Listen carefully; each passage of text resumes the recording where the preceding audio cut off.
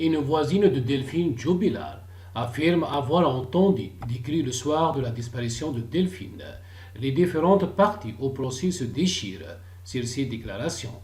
Mardi 22 mars 2022, la réponse à la quatrième demande de remise en liberté de Sédic Jubilar va être donnée dans la journée.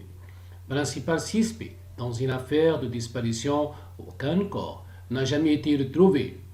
Le mari de Delphine Jubilar clame son innocence.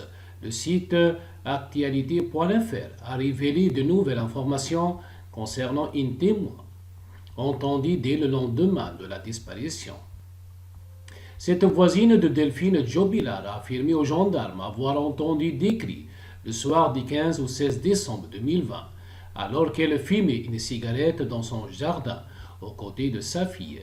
C'est selon les dires de cette dernière que les gendarmes élaborent une hypothèse de déroulé de la soirée. La femme témoin explique avoir entendu des cris de femmes. Ils étaient nés et venus de l'extérieur. Ils n'étaient pas étouffés. J'ai aussi entendu des aboiements. Je me suis avancé de 2 pas. Je me suis penché un peu, mais pas trop. J'ai peur des chiens. Je me suis dit que 2 chiens se battaient et que cette femme n'arrivait pas à les séparer. Ce qui m'a étonné, c'est qu'il n'y avait pas de paroles. C'était des cris d'effroi. Des cris de peur intenses entendus le soir de la disparition de Delphine Jubilar. La témoin poursuit selon actualité.fr.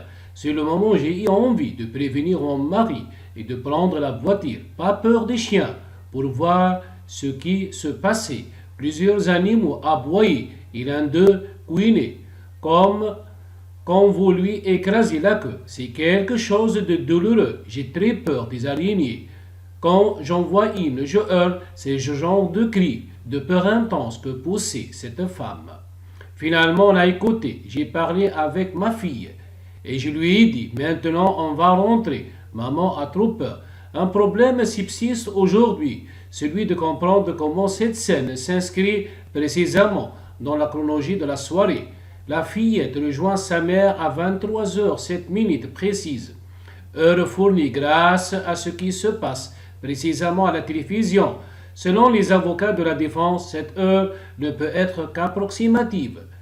Seule certitude, c'est aussi à peu près ce moment-là que Delphine envoie le dernier SMS à son amant, puis que le petit Louis entend ses parents se disputer.